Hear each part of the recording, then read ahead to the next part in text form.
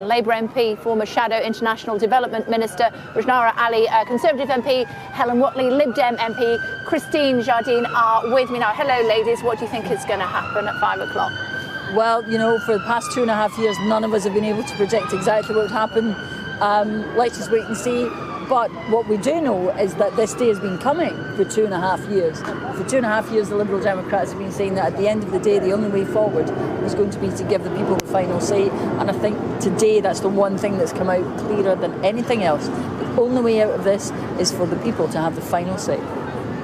I don't know yet what's going to happen at the 5 o'clock conference. The fact is, today, when the deal comes back, was always going to be a big deal. It was always going to be difficult because the Prime Minister has to bring together the interests of people who want a hard Brexit and people who want to stay in the European Union and try and come up with a Brexit deal that works for everyone. But obviously that's going to mean that lots of people are going to be unhappy with the compromises. We can hear people behind us shouting loudly. So of course people are going to be vocal and unhappy. Actually, I think what we should be doing is kind of taking a pause. Everyone pause for a moment, reflect, read it, absorb it, appreciate what it's offering and all the good stuff that's in that deal. There's all this kind of speculation. I actually want to take more time to reflect and look at what it does for us, because I do think that it is a good deal. It gets us to a new and better place. Well, what today reflects is that Theresa May has been saddled with trying to manage her party and the division within her party rather than put the country first. And she's spent almost 2 years negotiating, and the outcome she's got is a very poor deal, which is going to make Britain worse off, not better off. Why is it a poor deal in your opinion? It's a poor deal because the customs union is temporary.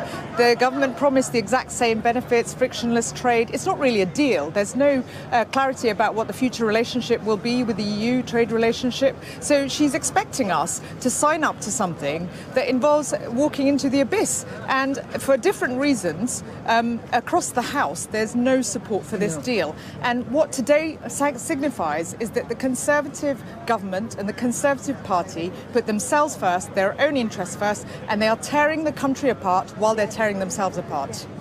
Well, I think from a Labour Party that doesn't have a clear position on Brexit at all, where you have the leader of your party saying that you can't stop Brexit. Your party does either, to be fair. Well, the Prime Minister has set out a plan for how we're going to try and deliver Brexit, which is true to the referendum result while looking after people's jobs and livelihoods. As a Kent MP, with the particular issues of the border, I really appreciate the effort she's going to make sure that we will have free trade going across our border between Dover and Calais. That's really important. Yes, it's difficult to bring everyone behind her, and there are a group of MPs in my party I recognise who wanted a hard Brexit and who are talking very loudly about that. But I hope we can all come together in the national interest, those of us who do want us to have a deal, and make sure we put the country before political parties. There is no deal possible that is as good as the one that we have at the moment, and that is the stark reality of today. We've been saying this for 2.5 years. For 2.5 years, the Liberal Democrats have said there is no deal. Voted for. The British people voted to leave, but what they have now is a very different situation from they probably anticipated. They've got chaos. And I think they deserve the right to be able to say this is not what we wanted, or that this is what they wanted. But it has to be up to the British people. But first, the Prime Minister has to get a deal that, you know, people will get behind, and it's clear now that she can't do that. One of her achievements today is in uniting people like myself and Jacob Rees-Mogg saying this is not going to work. I never thought I'd agree with him on anything. But what you heard in the House today was people on all sides saying this is bad for the country, we shouldn't do it. Well, she hasn't got a majority in Parliament, and she's putting us between a rock and a hard place, which Labour warned for a very long time, and we are not going to be bullied and intimidated by this government into voting for something that's bad for the national interest. And she's running out of options now, which is why it's very important that she doesn't rule out, as she did in the Commons, she doesn't rule out extending Article 50, and she doesn't rule out a people's vote, because frankly, she has run out of options. Mm-hmm. I'm just really frustrated with hearing again a Labour position which doesn't take any responsibility. Well, we're really frustrated with the fact that this government is in chaos. We've had 7 resignations already. There are many others to come, and it just can't hold itself together. That is frustrating for the people of this country, because it's a derogation, a duty to carry on infighting, devastating our economy, and coming back to Parliament and not really having an answer and falling out with each other rather than acting in the national interest. That's what's frustrating. Can I say something?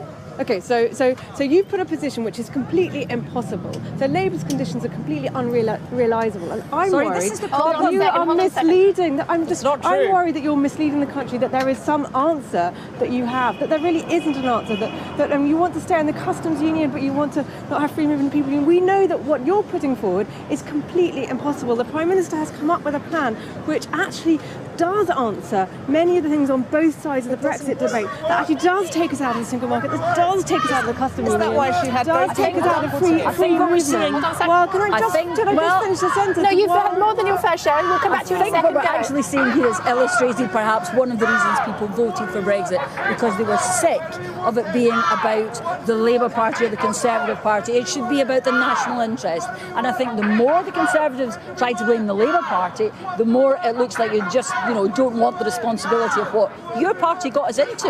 You got us into this mess, and you need to get us out of it. I just think we should be straight with the public and not pretend to give the impression that there is some wonderful holy grail deal that everybody will be happy with. I don't think that does exist, which is why the Prime Minister has come up with a compromise Brexit, which is why I'm saying we should rally behind it and try and make sure that we have an orderly Brexit, not going on the one hand trying to get another referendum which undermines our position and sends us straight back to square one. The Prime Minister, others who would say let's not have a deal at all. The Prime Minister has accepted now today and yesterday that there are 3 options on the table: no deal, this deal, or no Brexit.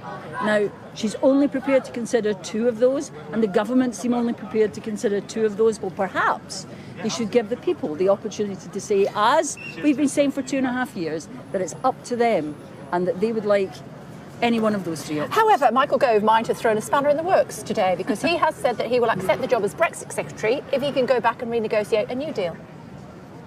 Well, I wish him luck with that. But essentially, the problem is that this government is trying to square a circle. The leavers, people like Michael Gove, promised the earth to the people of this country, and successive secretaries of state for leaving the European Union, exiting the Union, have discovered that actually they're not able to deliver that because it's impossible. We are bound up with the European Union because they're our biggest trading partner, and we will damage our economic interests if we leave the customs union and if we don't have free market, single market access. And that is the square that he's going to need to circle. And he's not going to be able to do that. And I expect he'll be resigning soon after having discovered that it's impossible to do that. I mean, I just take a step back and I think, what do I know my constituents want? On the one hand, overall, they voted to leave. On the other hand, there are many people whose jobs and livelihoods depend on us having a good relationship with the European Union. I want us to make sure that we get behind us with megaphones at the moment. Indeed, there are some people behind us, which makes it quite hard to concentrate. But I think the fact is we have to move on with trying to have that pragmatic Brexit that works for the whole country. That's what I really, really want to see, along with making sure that we have a good free trading partnership between us and the European Union. That's really important. And let's make sure we have the special, better relationship. Let's not lose sight of that. That is the goal that we're working towards. Final thoughts. A constituent said to me recently that trying to take us out of the European Union is like trying to extract an egg from a cake that's already been baked. I think this government have discovered that. There is no better deal than the one that we have, and I think it's time they accepted that. Final thought. I agree, there isn't a better deal than the one we have. And if this government, and if Theresa May is so confident that she's got this great deal, which you can't even call a deal, she should put it back to the people, to a people's vote, and see what they say, having got the facts, having got a deal in front of them, as opposed to these crazy promises that will be made by the hardline Brexiteers in 2016. Final thought? I just think we should be very careful about taking us back to square one and back to another referendum. Who knows where it would get us? The fact is, people voted to leave the European Union, and we have to respect that referendum result. And people did know that it was a decisive vote at that time. Good to talk to all of you. Thank you so much. Come back, and I'm sure we'll be out here for some time to come. It's good to talk to you, ladies. Thank you very much indeed.